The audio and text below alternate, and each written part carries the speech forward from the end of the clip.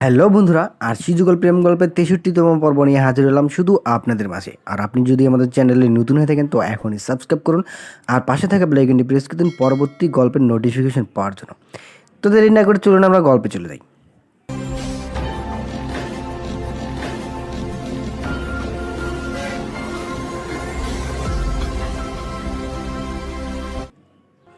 সূর্য পশ্চিমে হেলে পড়েছে। ব্যস্ত শহরটা কোণে দেখা আলোয় বড় মায়াময় দেখাচ্ছে।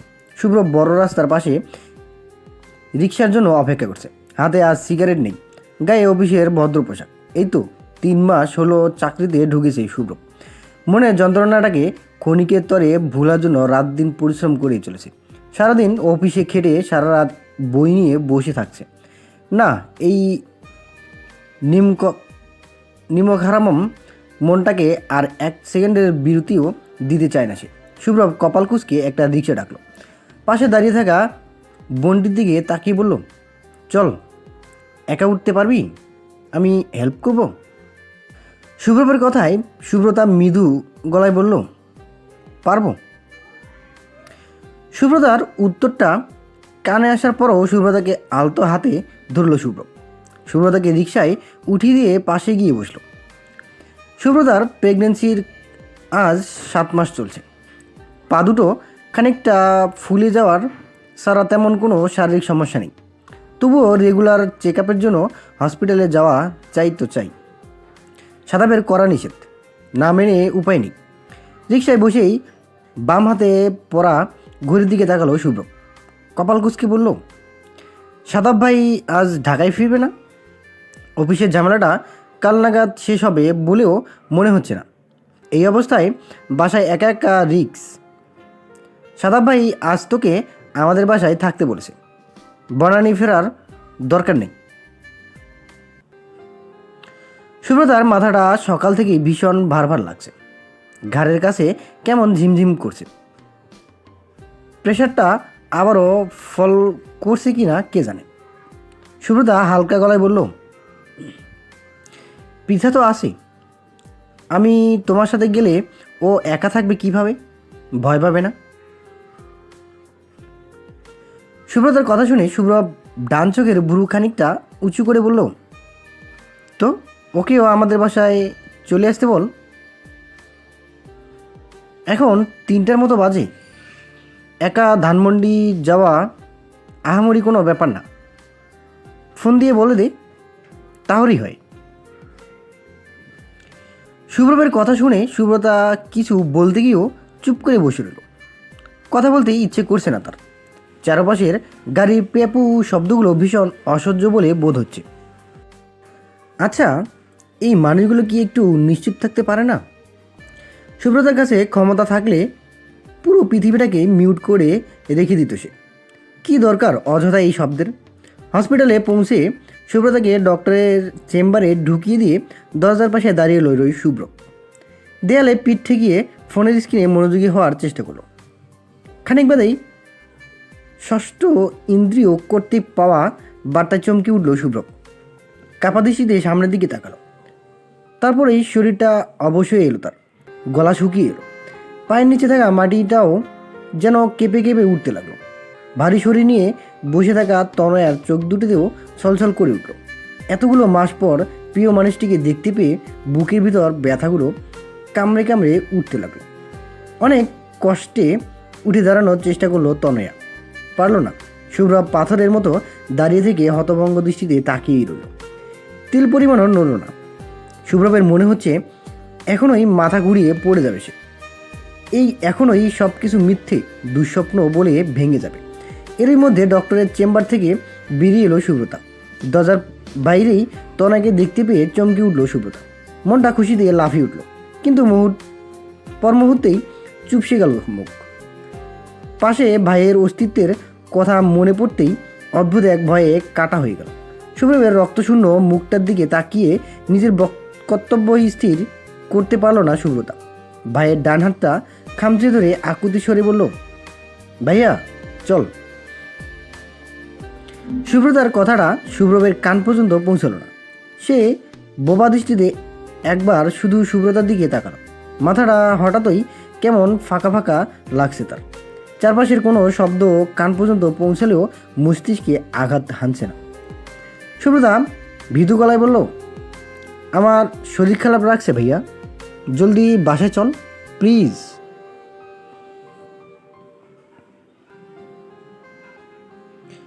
শরীর খারাপ লাগছে, এই শব্দটুকু বুঝতে পেরেই নিজেকে সামলে নিল শুভ্র। সচেতন চোখে সুব্রতার দিকে তাকিয়ে আলতোভাবে সুব্রতার বাহু আঁকড়ে ধরল। এক হাতে নিজের হাতে জড়িয়ে ধরে খসখসে গলায় বলল, চল। বেশি খারাপ লাগছে না তো? ডাক্তার কি বলল? সুব্রতা জবাব দিল না। সুব্রতার জবাবটা হয়তো তার কান পর্যন্ত পৌঁছালো না। আকুতি ভরা দৃষ্টিতে প্রিয়তমাকে দেখে নিয়ে উল্টো পথে হাঁটা দিল। বহু আকাঙ্ক্ষিত মানুষটির সাথে একটা কথাও বলল না। ভালো থাকা মন্দ থাকার প্রসঙ্গটাও তুলল না। একটাবারও কি সে কেমন আছে তা জিজ্ঞেস করা যেত না? পেছন থেকে নারী কণ্ঠে তীক্ষ্ণ কান্নার স্বর ভেসে এলো। সুব্রব থমকালো, বুক ফুলিয়ে শ্বাস টেনে নিয়ে আবারও হাঁটা দিল নিজস্ব গন্তব্যে। নারী কণ্ঠের হৃদয় বিদারক কান্নাটা কানের কাছে বাজতে লাগলো পুরনো ক্যাসেটের মতো, একের পর এক। করিডোরের মোড় ঘোরার সময় আর চোখে তাকালো শুভ্র। শেষবারের মতো চোখের তৃষ্ণাটা মিটিয়ে নেওয়া সে যে খুব জরুরি, খুব। তনয়া আচ্ছন্নের মতো কাঁদছে। তার কান্নার শব্দে ছুটে এসেছে সুঠাম দেহি এক পুরুষ। চোখে মুখে চিন্তার ছাপ। বলিষ্ঠ হাত দুটো দিয়ে তনয়ার হাত চেপে ধরে উদ্বিগ্ন গলায় প্রশ্ন করল আগন্তুক, আবারও ব্যথা করছে তনু?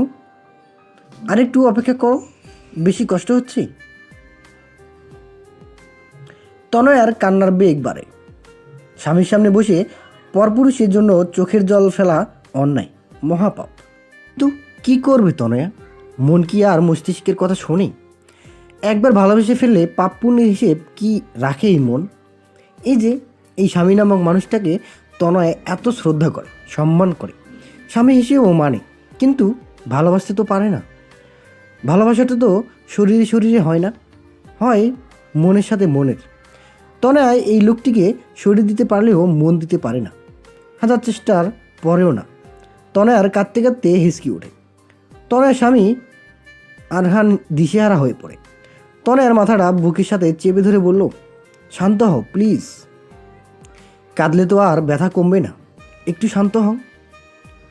আরবিদ ডক্টরের সাথে কথা বলছে। তনয়ার কান্নার বেগ কমে আসে। ঘন ঘন হিসকি তুলতে তুলতে চোখ বুঝে। বেঁচে থাকাটা হঠাৎই ভীষণ অর্থহীন বলে বোধ হয়। বন্ধুরা, আমাদের গল্পটি আপনাদের কাছে কেমন লাগছে অবশ্যই একটা লাইক করবেন আর একটা কমেন্ট করবেন, যেন আমরা আপনাদের মনের কথাটা বুঝতে পারি।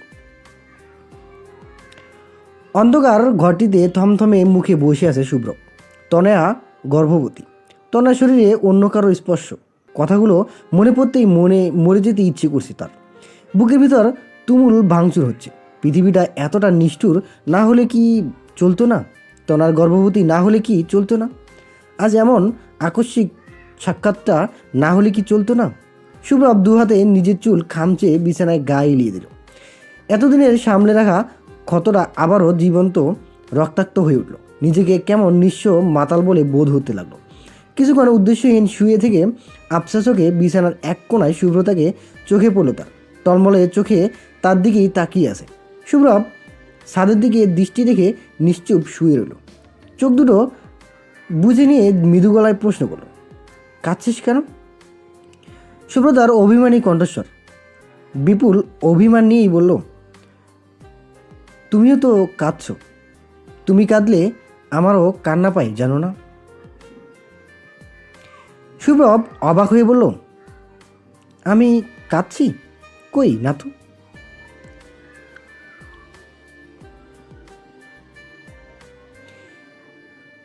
সুব্রতাও উত্তর দিল, কাঁদছই তো, ওই যে চোখের কোণে জল গড়াচ্ছে, দেখছো না? সুব্রব ডান হাত বাড়িয়ে নিজের চোখের জল ছুল।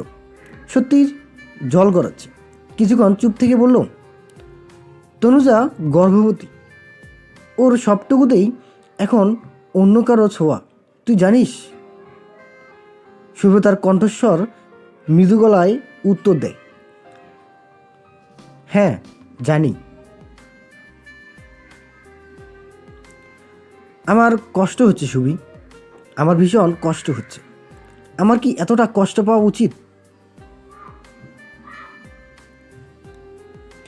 সুব্রতা থেকে কোনো উত্তর না পেয়ে উদাস গলায় বলল শুভ্র, গর্ভবতী তনুজাকে কি মিষ্টি দেখাচ্ছিল দেখেছিস? ওর আর আমার অনেক স্বপ্ন ছিল সুবি, একসাথে ঘর বাঁধব, আমাদের ছোট্ট একটা মেয়ে থাকবে, ওর নাম হবে তুষি। কি অদ্ভুত নাম তাই না? তনুজার এই অদ্ভুত নামগুলোই ভীষণ পছন্দ ছিল। কত শত অদ্ভুত কথা বলতো সে। তারপর এই কথার রেশ ধরেই নিজেই খিলখিল করে হাসল। ও ভীষণ হাসতে ভালোবাসত, ভীষণ ভীষণ। কথাগুলো বলে মাদক হাসল শুভ্র।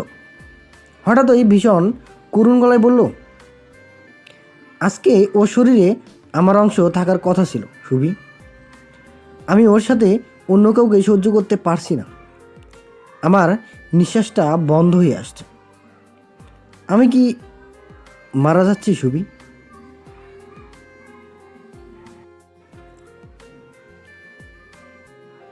সুব্রবের কথা উত্তরে সুব্রতার আলতো কণ্ঠ ভেসে এলো।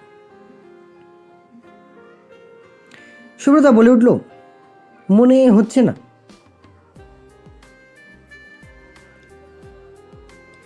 সুব্রতার উত্তরে সুব্রব চোখ দুটো বুঝে নিয়ে বলল, তুই কি বুঝিস?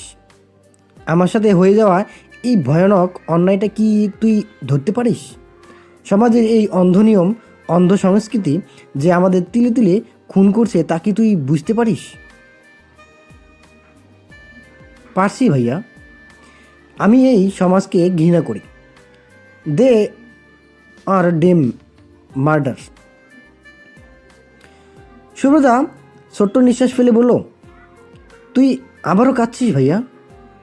তুই কাঁদলে আমার যে কষ্ট হয় সেটা তুই জানিস না।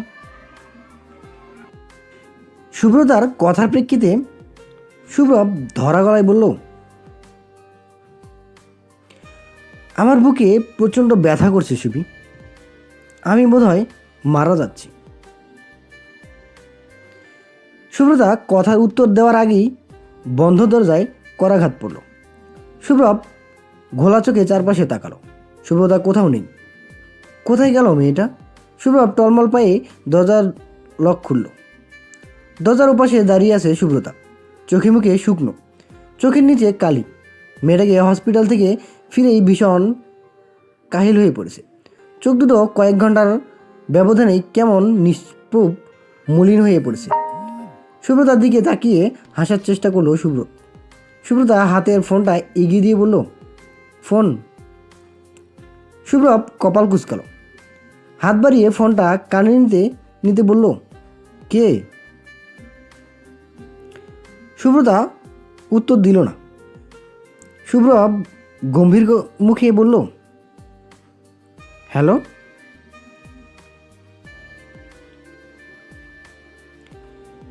ফোনের ওপাশে নীরবতা, মাঝে মাঝেই নীরব আর্তনাদ।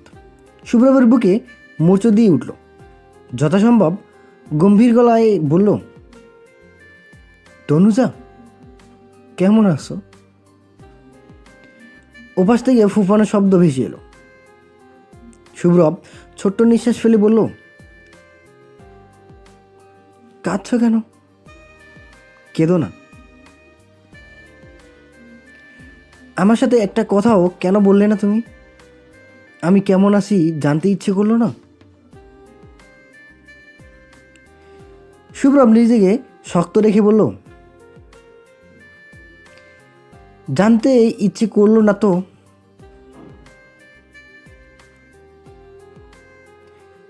তনুজা আবারও বলল, তুমি রেগে আছো? তনুজার কথায় সুব্রব অবাক হয়ে বলল, রাগ করবো কেন?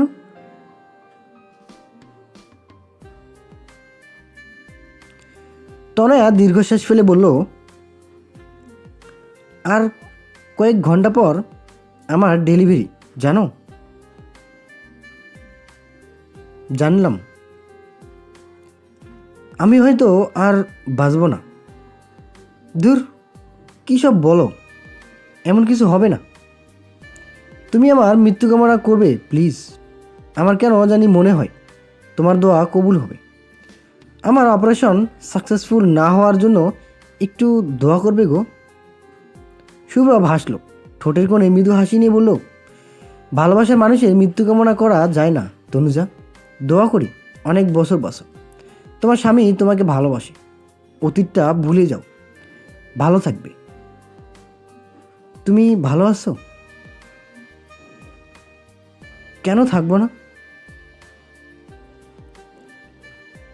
বিয়ে করছো না কেন? আমার ইচ্ছে। তনুজা আবারও বলল, বিয়েটা করে নাও প্লিজ।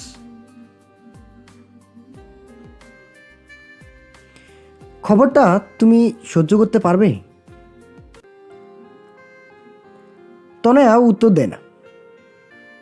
শুভ্র ভেসে বলল, আমাকে আর কখনো ফোন দিও না তনুজা। সুখী হও, পৃথিবীর সব থেকে সুখী। কথাটা বলে ফোন কাটলো শুভ্র। শুভ্রতা স্থির দৃষ্টিতে ভাইয়ের দিকে তাকিয়েছিল। শুভ্র ভেসে ফোনটা এগিয়ে দিয়ে বলল, শরীর কেমন এখন? দাঁড়িয়ে না থেকে ভিতরে এসে বস।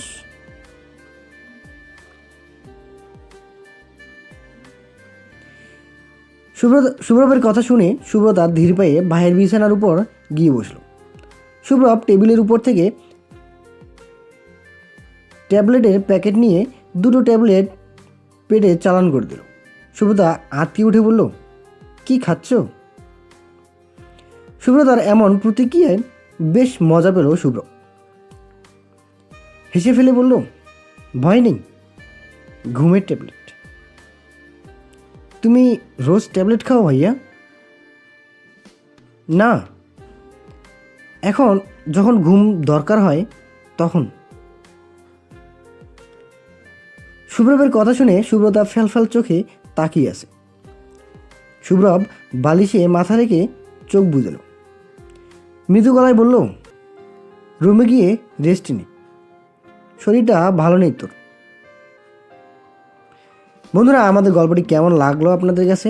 অবশ্যই আপনারা একটা লাইক করবেন আর যথাসম্ভব হলে একটা কমেন্ট করবেন প্লিজ। ঘড়িতে 2টা বাজে। প্রচণ্ড মাথা ব্যথায় এপাশ ওপাশ করছে শুভ্রতা। পাশে রাদিবা আহমেদ ঘুমাচ্ছেন। এই মাঝরাতে মাকে বিরক্ত করতে কেমন অস্বস্তি লাগছে শুভ্রতা বিছানার হেডবোর্ডে ঠেস দিয়ে বসলো। শাদাবকে ভীষণ মনে পড়ছে তার। আচ্ছা, মেয়েরা কি বিয়ে হওয়ার পর একটু পরপর হয়ে যায়? বাপের বাড়িটা অজান্তেই কেমন কুটুম বাড়ি বনে যায়। এই যে শুভ্রতা সারাটা দিন এই বাড়িতে ভূতের মতো ঘুরে বেড়ালো, আত্মীয়দের মতো সমাদর পেল, কিন্তু নিজস্বতা খুঁজে পেল না। যে শুভ্রতা এই 1 বছর আগেও মাঝরাতে উঠে চেঁচামেচি জুড়ে দিত, আজ তার অসুস্থতায় মাকে ডাকতে অসুস্থ হচ্ছে। বারবার স্বামী নামক ছায়াটার কথা মনে পড়ছে। এসব কি আর্থিক দূরত্বের চিহ্ন নয়? শুভ্রতার ভাবনার মাঝেই ফোন বাজলো। স্ক্রিনে শাদাবের নামটা ভাসতেই খুশিতে ঝলমল করে উঠল তার মুখ।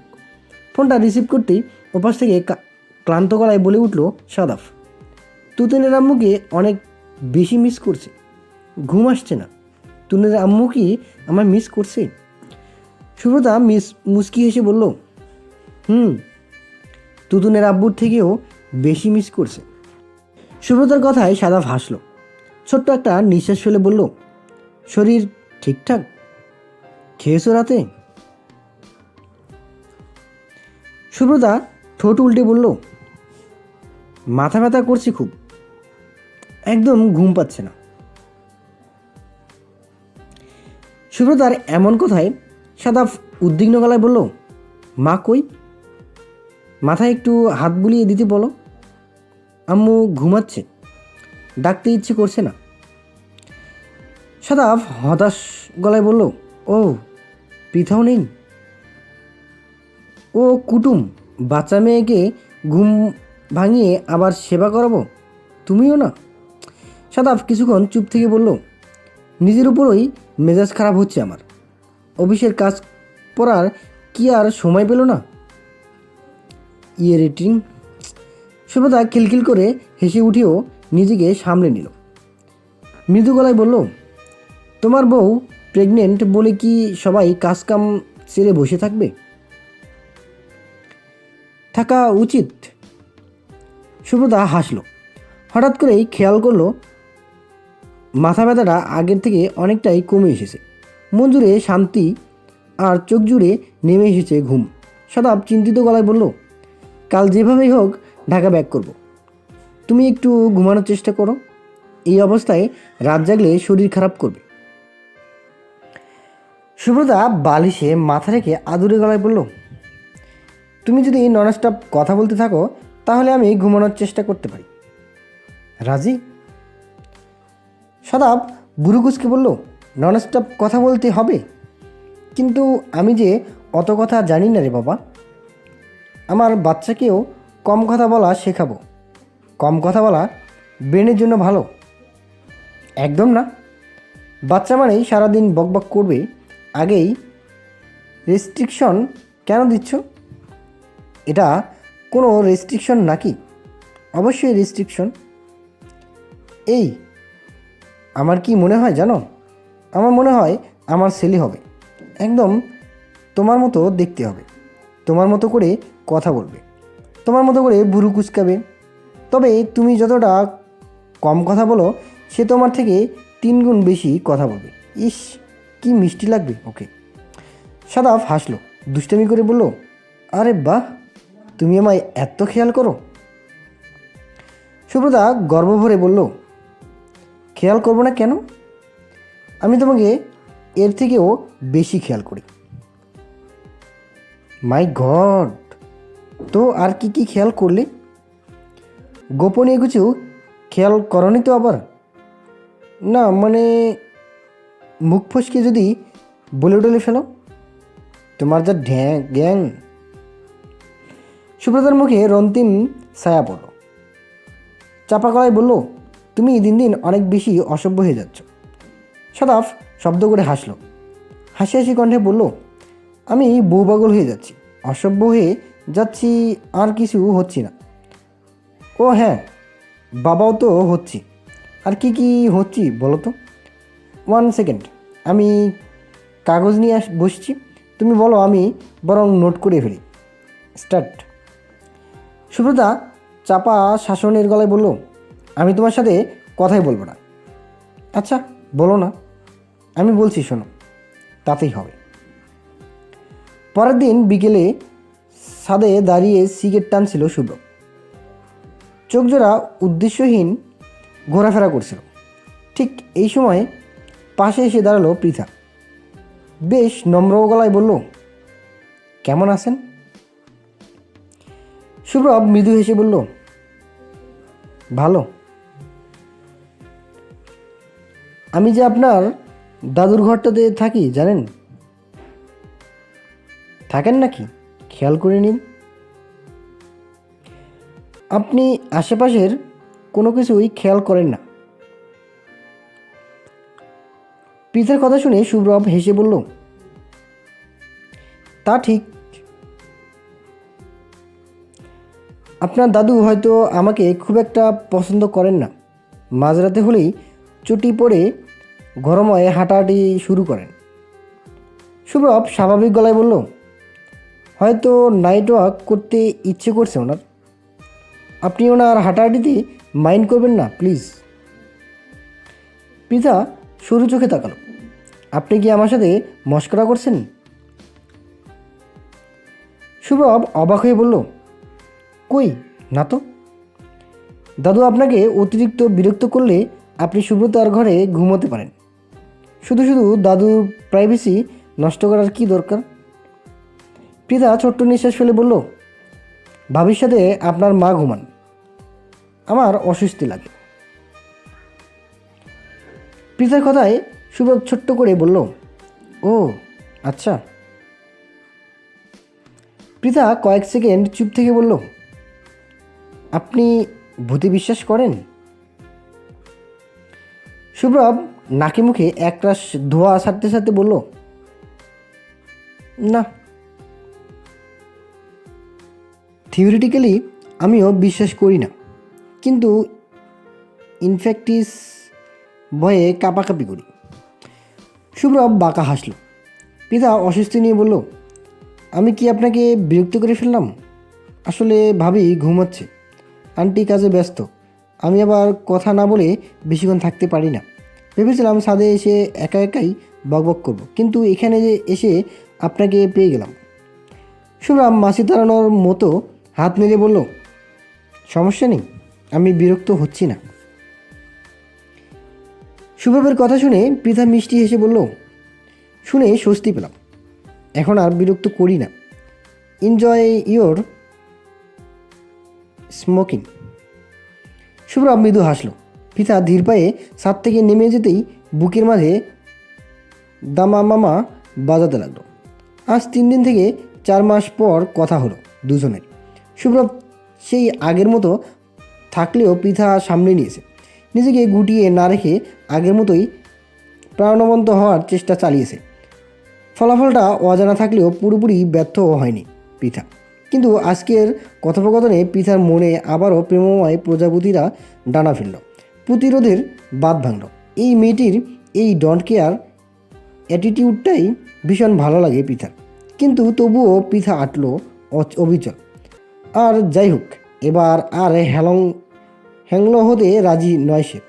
সিঁড়ি বেয়ে নিজের জন্য বরাদ্দকৃত ঘরটিতে যেতে যেতে আবারও মনটাকে শক্ত হচ্ছে বেঁধে ফেলল পৃথা। দীর্ঘশ্বাস ফেলে নিজেকে নিয়ে ব্যস্ত হওয়ার চেষ্টা করলো।